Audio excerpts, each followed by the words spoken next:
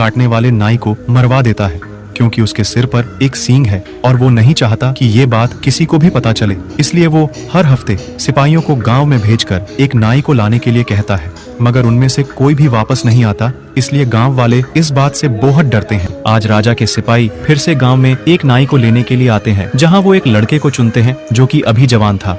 उसके जाने से पहले उसकी माँ उसके लिए खाना पैक करके देती है। थोड़ी ही देर बाद उसको राजा के सामने ले जाकर फेंक दिया जाता है। फिर सभी सिपाही वहाँ से एक एक करके चले जाते हैं। फिर राजा उसे एक चाकू देता है और अपनी टोपी उतार देता है। राजा का सिंह देखकर आदमी चौंक जाता है, मगर वो एक राजा है इसलिए वो कुछ नहीं कर सकता। आदमी अभी जवान था मगर उसे बाल काटना बखूबी आता था। थोड़ी ही देर में राजा के बाल कट जाते हैं। राजा अपना चेहरा चाकू में देखता है और उसके काम से बहुत खुश होता है। फिर वो लड़के को बॉक्स में पड़े खजाने को लेने के लिए कहता है।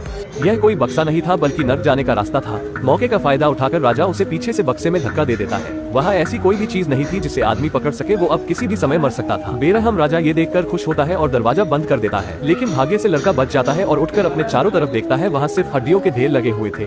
आदमी के बचने के चांस ना के बराबर थे, इसलिए वो अपना मुंह नीचे करके रोने लग जाता है। तभी हड्डियों के ढेर से कोई चीज बाहर निकलती है, जिसे देखकर लड़का बहुत डर जाता है, जो कि एक बहुत बड़ा कोबरा सांप था। वो अपनी माँ की दी हुई बीन को बजाने लगता है, जिस कारण सांप नाचने लग जाता है और जल्द ही उसका पालतू बन जाता है। मगर अब उसे खिलाने के लिए कुछ चाहिए था, इसलिए वो अपनी माँ के दिए हुए पराठे उसे खिला देता है, जिससे खुश होकर कोबरा सांप उसे अपने नाक पर बैठाकर उसे बाहर छोड़ देता है। आदमी वहाँ से जाने लगता है, मगर तभी उसे कुछ हलचल महसूस होती है और झाड़ियों से एक भेड़िया बाहर निकलता है। आदमी डरकर पेड़ पर चढ़ जाता है और अपनी माँ की बीन बजाने लगता है, जिस कारण भेड़िया भी नाचने लगता है और उसका पालतू बन जाता है। मगर अब इसे खाने के लिए कुछ देना होगा, नहीं तो ये उसे मार देगा। इसलिए वो उसे भी अपनी माँ के हाथ का पराठा खिलाता है, जिससे भेड़िया भी उसे खुश होकर अपनी आदमी ने जल्द ही भेड़िए को कुछ नहीं खिलाया तो वो उसे मार देगा, इसलिए वो अपनी माँ के हाथ से बने पराठे को निकालकर उसे खिला देता है। भेड़िया इस चीज से खुश हो जाता है और आदमी को अपनी पीठ पर बैठाकर रात होने तक भागता रहता है। शाम को उसे एक घर दिखाई देता है, तो आदमी एक रात वहीं रुकने का फैसला करता है। लेकिन ये कोई आम घर नहीं था, यहाँ एक चुड़ैल रहती थी। वो आदमी को देखकर एक सुंदर लड़की का रूप धारण कर लेती है और उसे घर के अंदर बुला लेती है। आदमी के अंदर जाकर बैठते ही चुड़ैल एक ताली बजाती है और घर की सभी चीजें आदमी को पकड़ लेती है और उबल रहे पानी की तरफ ले जाने लगती है। आदमी मरने से पहले आखिरी बार चुड़ैल से अपनी माँ की दी हुई बीन को बजाने का आग्रह करता है। चुड़ैल भी थोड़ी दयालु होती है, इसलिए वो उसे ये करने देती है। बीन की आवाज सुनकर चुड़ैल अपने आप नाचने लगती है और अपने असली रूप में आ जाती है। लड़का ये देखकर डर जाता है और चुपके से वहाँ से निकलने की कोशिश करता है, मगर पीछे से चुड़ैल उसे रोक देती है। चुड़ैल को भी भूख लगी थी, अगर उसे भी कुछ खाने के लिए नहीं दिया तो वो आदमी को मार देगी, इसलिए वो अपनी माँ का दिया हुआ आखिरी पराठा उसे खिला देता है, जिससे खुश होकर चुड़ैल उसे एक जादुई कोट देती है।